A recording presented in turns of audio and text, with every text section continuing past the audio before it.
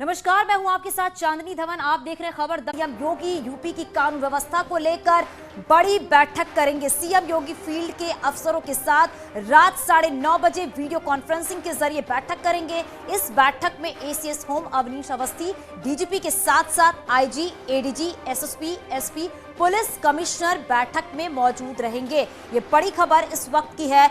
कानून व्यवस्था को लेकर सीएम योगी आदित्यनाथ एक बड़ी बैठक करेंगे।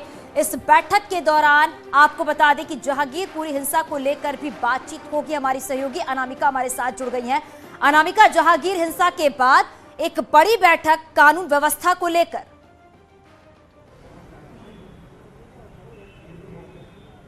बिल्कुल, देखिए, मुख्यमंत्री योगी आदित्यनाथ की अगर बात करें तो वो आज रात 9:30 बजे कानून व्यवस्था को लेकर के फील्ड के ऑफिसर्स के साथ वीडियो कॉन्फ्रेंसिंग करने वाले हैं, जिसमें तमाम जो पुलिस के आला अधिकारी हैं वो इस बैठक में शामिल होंगे। और जिस तरीके से दिल्ली में जहांगीरपुरी में जो खबरें सामने आई, जो तस्वीरें सामने आई हैं, उसके बाद से हालांकि उसके आसपास के इलाकों में जो इलाके लगे हुए हैं यूपी से, वहां पे अलर्ट कर दिया गया था पहले ही। लेकिन आज मुख्यमंत्री योगी आदित्यनाथ खुद फील्ड के ऑफिसर्स से मुखातिब होंगे, वीडियो कॉन्फ्रेंसिंग के जरिए उनसे बातचीत करेंगे। खास तौर पे फील्ड के ऑफिसर्स से जो फील्ड में तैनात होते हैं उनसे बात करके वो अपनी ओर से निर्देश देंगे कि किस तरीके से आने वाले दिनों के लिए एहतियात बरतना है, क्या हालात चल रहे हैं वहां पे, सेंसिटिव जोन क्या क्या है। इसके अलावा अगर बड़ी बात कहें तो जिस तरीके से पिछले कुछ दिनों में हमने ये देखा है कि शोभा यात्रा के नाम पर जो जुलूस निकल रहे हैं, जो कार्यक्रम हो रहे हैं छुटपुट, उसको लेके जो तनाव का माहौल हमने कुछ जगहों पर देखा है, उसको देखते हुए मुख्यमंत्री की ये वीडियो कॉन्फ्रेंसिंग काफी अहम हो जाती है। हालांकि इस वक्त मुख्यमंत्री योगी आदित्यनाथ जो विभागों का प्रेजेंटेशन है वो देख रहे हैं। इस विभागों की प्रेजेंटेशन के बाद मुख्यमंत्री को एक अन्य कार्यक्रम में शामिल होना है। इसके बाद करीब 9:30 बजे मुख्यमंत्री कानून व्यवस्था को लेकर के बड़ी बैठक करने वाले हैं। ये बैठक कई मायनों में महत्वपूर्ण है आने वाले दिनों को लेकर भी, क्योंकि जिस तरीके से रमजान का महीना चल रहा है, आने वाले दिनों में ईद का त्योहार होने वाला है, दिल्ली में जो हालात दिखाई दे रहे हैं, इसके अलावा जो एनसीआर की अगर बात की जाए या वेस्ट यूपी के कुछ जिले की अगर बात की जाए जो वाकई में संवेदनशील इलाके माने जाते हैं, उनमें तैनात किए गए फील्ड ऑफिसर्स के साथ मुख्यमंत्री योगी आदित्यनाथ मुखातिब होंगे। बेशक मुख्यमंत्री की ओर से निर्देश दिए जाएंगे और उन अधिकारियों से पूछा जाएगा कि बहुत शुक्रिया पूरी जानकारी के लिए। तो कानून व्यवस्था को लेकर एक अहम बैठक होने वाली है, लेकिन इसी बीच बड़ी खबर भी मिल रही है। जहांगीरपुरी केस को लेकर ये बड़ी खबर है। फायरिंग करने का आरोपी जो है वो गिरफ्तार किया गया है। सोनू शेख इसका नाम है, जिसे गिरफ्तार किया गया है जहांगीरपुरी केस मामले में। शोभा यात्रा के दौरान इसने फायरिंग की थी। तो ये बड़ी खबर इस वक्त की है।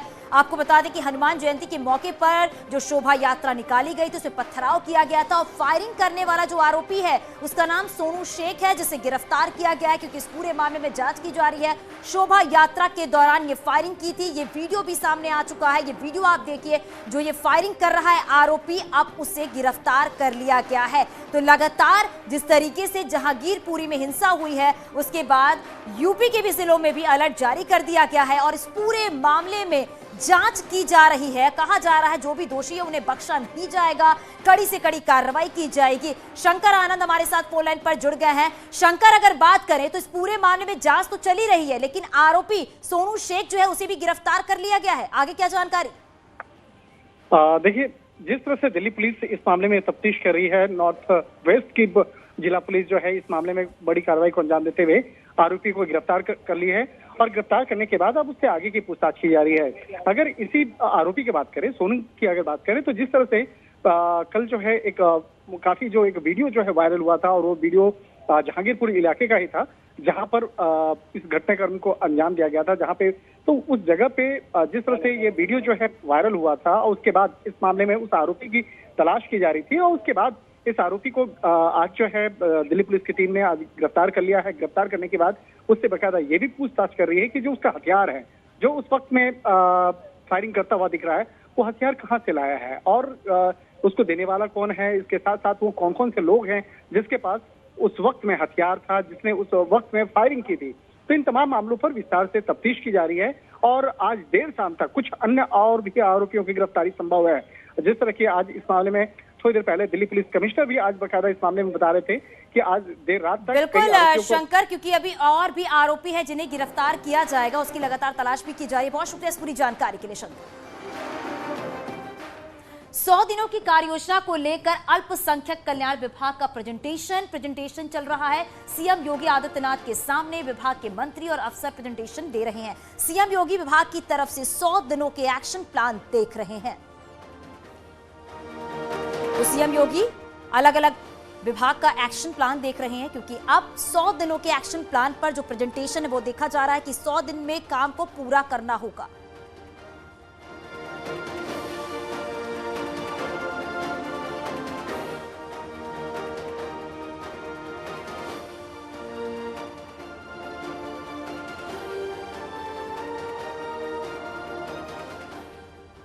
यूपी में लगातार बदमाशों पर एक्शन जारी है। एनकाउंटर की 5 तस्वीरें हम आपको दिखाने जा रहे हैं।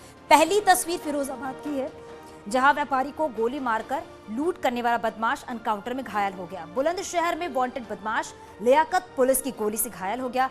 ग्रेटर नोएडा में एनकाउंटर के दौरान पुलिस की जवाबी कार्रवाई, कैब लूट के 2 बदमाश गोली लगने से घायल हो गए हैं। गोरखपुर पुलिस ने एटीएम कार्ड लूटकर भाग रहे 2 शातिर बदमाशों को गिरफ्तार किया है।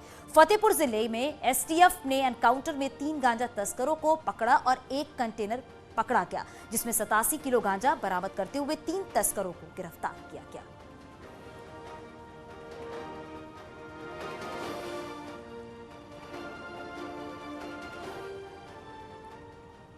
संगम नगरी प्रयागराज में अवैध निर्माणों के खिलाफ विकास प्राधिकरण का बुलडोजर लगातार तेजी से गरज रहा है। योगी सरकार के दूसरे कार्यकाल की मंशा के मुताबिक अवैध निर्माणों के खिलाफ कार्रवाई लगातार जारी है। इसी कड़ी में सोमवार को प्रयागराज में शहर से तकरीबन 20 किलोमीटर दूर झूसी इलाके के हेतापट्टी गांव में भूमाफियाओं के तमाम अवैध निर्माण तोड़े गए हैं। यहाँ कलिका क्लोनाइजर ने गंगा किनारे तकरीबन 20 बीघा इलाके में अवैध प्लॉटिंग कर रखे थे। बिल्डर ने जमीन पर तकरीबन 100 से ज्यादा लोगों को प्लॉट बेचे थे। इनमें से ज्यादातर लोगों ने बाउंड्री वॉल बनवाकर छोड़ दिया था, जबकि कई लोगों ने थोड़ा निर्माण भी करा रखा था।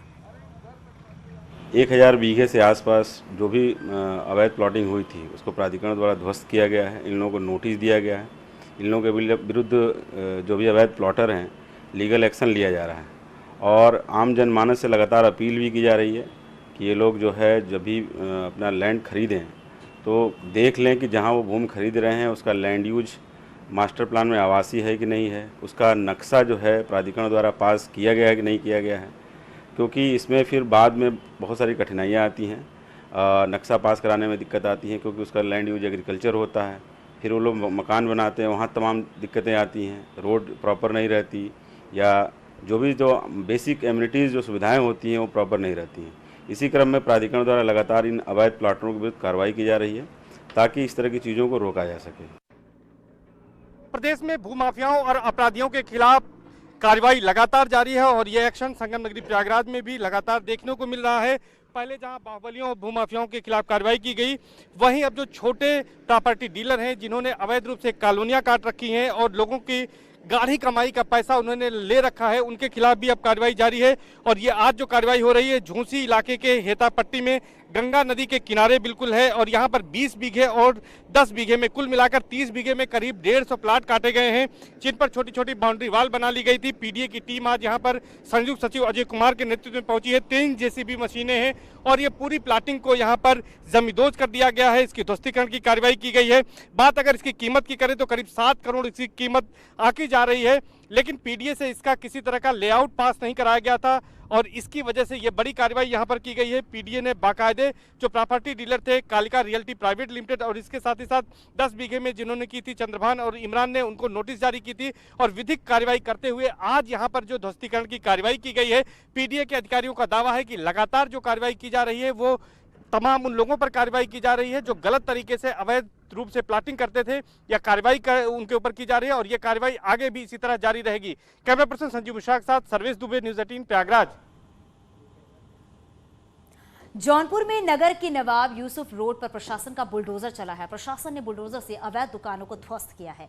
दुकानों को ध्वस्त कराकर नगर पालिका प्रशासन ने इसे खाली कराया।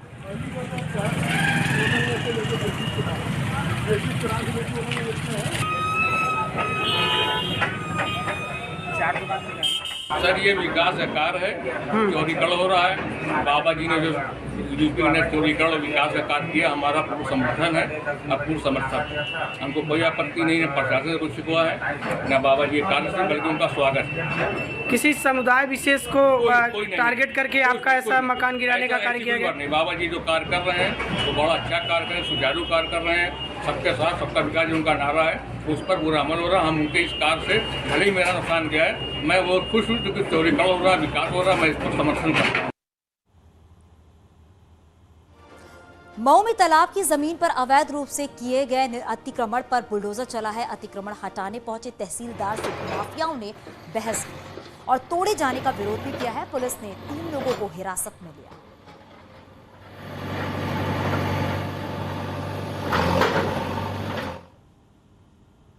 बरेली में स्मैक तस्कर नन्हे लंगड़े की 8 करोड़ की संपत्ति सीज की गई है। पुलिस ने मुनादी कराकर जब्त की तस्कर की संपत्ति। तस्कर नन्हे पर दर्ज हैं आधा दर्जन से अधिक आपराधिक मामले।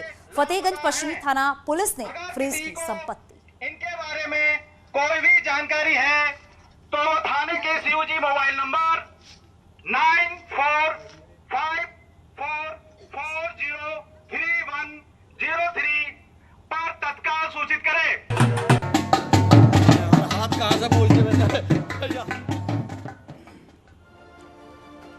और चलिए अब मारपीट की 5 तस्वीरें भी हम आपको दिखाने जा रहे हैं। उन्नाव में बारात में शराब के नशे में 2 पक्षों में विवाद हो गया, जिसके बाद 2 पक्ष आपस में भिड़ गए। एटा में दबंगों ने सरकारी स्कूल के अध्यापक पर जानलेवा हमला बोल दिया। दबंगों ने पीड़ित अध्यापक को जमीन पर गिराकर लाठी डंडों व लोहे के रॉड से पीटा है। बागपत में महिलाओं ने पुलिसकर्मियों के साथ मारपीट की है। झांसी में बस स्टैंड के पास 2 दुकानदारों में बीच सड़क पर जमकर मारपीट हुई है। अलीगढ़ में मामूली कहासुनी को लेकर 2 पक्षों में जमकर मारपीट हुई है। मारपीट का वीडियो सोशल मीडिया पर वायरल हो रहा है।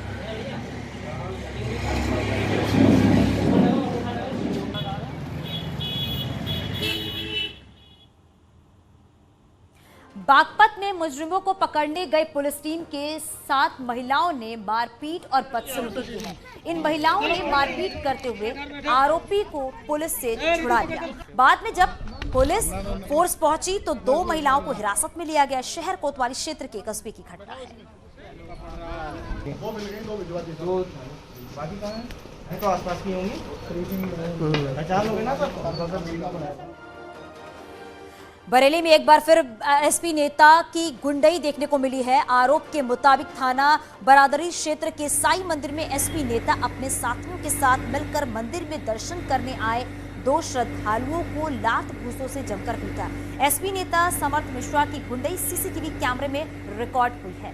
मंदिर के महंत ने गुंडई दिखाने वाले एसपी नेता के खिलाफ कार्रवाई की मांग की। 2 बजे मैं मंदिर में बैठा हुआ था, कुछ मेहमान आए हुए थे।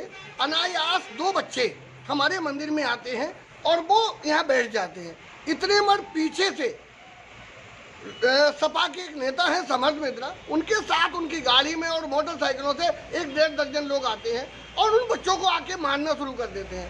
हम बहुत प्रयास करते हैं उन्हें बचाने के, हमारे मंदिर के कर्मचारी बचाने की कोशिश करते हैं, परंतु वो नहीं मानते। उन बच्चों को खूब मारते हैं। मंदिर के 4 सीसीटीवी कैमरों में पूरी घटना आई हुई है। आप खुद देख सकते हो किस तरीके से उन्होंने बर्बरता से मारा। हम पुलिस प्रशासन से मांग करते हैं, यदि योगी सरकार में इस तरह से मंदिरों में गुंडागिर्दी की जाएगी तो शायद ये सहन करने योग्य नहीं है। कल योगी कैबिनेट की अहम बैठक होने वाली है। सुबह 11 बजे अहम बैठक होगी। एनेक्सी में सीएम योगी की अध्यक्षता में ये अहम बैठक होगी। तो कल योगी कैबिनेट की बैठक सुबह 11 बजे एनेक्सी में सीएम योगी की अध्यक्षता में ये बैठक होगी। इस बैठक में हालांकि किन मुद्दों को लेकर चर्चा की जाएगी, किन बातों को लेकर चर्चा की जाएगी, वो भी हम आपको अपडेट करेंगे। लेकिन ये अहम बैठक है योगी कैबिनेट की, जो कि कल सुबह 11 बजे होगी।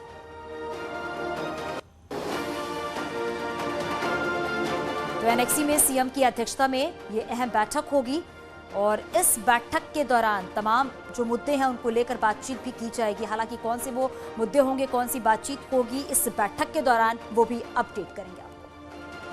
और अब बात करते हैं लखीमपुर हिंसा के मामले में आशीष मिश्रा की जमानत सुप्रीम कोर्ट ने रद्द कर दी है। सुप्रीम कोर्ट ने आशीष को 1 हफ्ते में सरेंडर करने का आदेश दिया है। सुप्रीम कोर्ट ने हाई कोर्ट के फैसले को पलटा है। सुप्रीम कोर्ट ने यह भी कहा है कि इलाहाबाद हाई कोर्ट ने पीड़ित पक्ष का ध्यान नहीं रखा।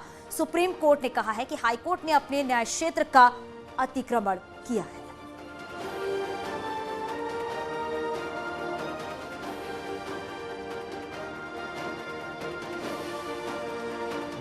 माननीय न्यायपालिका के से बहुत ही शुक्रगुजार हूँ उनका कि उन्होंने जो फैसला लेना चाहिए था बहुत ही सही फैसला लिया गया है और मैं उम्मीद करता हूँ आगे भी वो दोषियों को सज़ा दिलवाने में पूर्ण रूप से हम लोगों के साथ रहेंगे।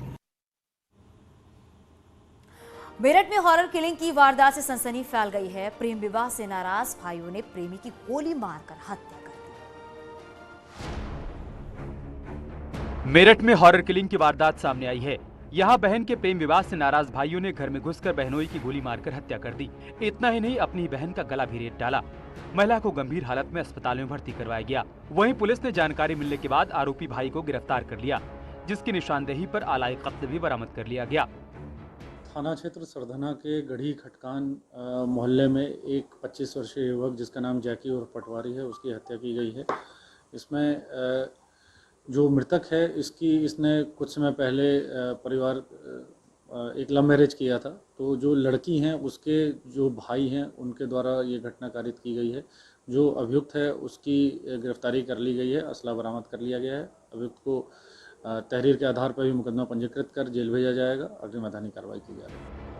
घटना मेरठ के थाना सरदना क्षेत्र के गढ़ी खटकान मोहल्ले की है, जहां जैकी उर्फ पटवारी के घर में घुसकर उसकी गोली मारकर हत्या कर दी गई। 2 महीने पहले जैकी और आंचल ने शादी की थी। वित्त मंत्री सुरेश खन्ना ने कोरोना काल में यूपी की अर्थव्यवस्था को लेकर प्रेस कॉन्फ्रेंस की। उन्होंने कहा कि कोरोना के बावजूद यूपी में बेहतर मैनेजमेंट से वित्तीय लाभ हुआ है। यूपी की जीडीपी क्रेडिट डिपॉजिट रेशियो में बढ़ोतरी हुई है। पिछले 5 वर्ष में मार्च 2017 में मात्र 32 लाख थे, तो इसमें 247% की ग्रोथ हुई। प्रधानमंत्री सुरक्षा बीमा योजना में उत्तर प्रदेश प्रथम स्थान पर है। आपको मालूम है कि मात्र 12 रुपए में ये इंश्योरेंस होता है। 2022 तक प्रदेश में कुल 3.73 करोड़ लाभार्थी हैं, जबकि मार्च 2017 तक 1 करोड़ 20 लाख ही लाभार्थी थे। पिछले 5 वर्षों में 2.53 करोड़ लाभार्थी बढ़े हैं, जो पिछले 5 साल की तुलना में 211% की वृद्धि हुई। आगे भी खबरें जारी है, यहाँ रुकेंगे कुछ ही पलों के लिए।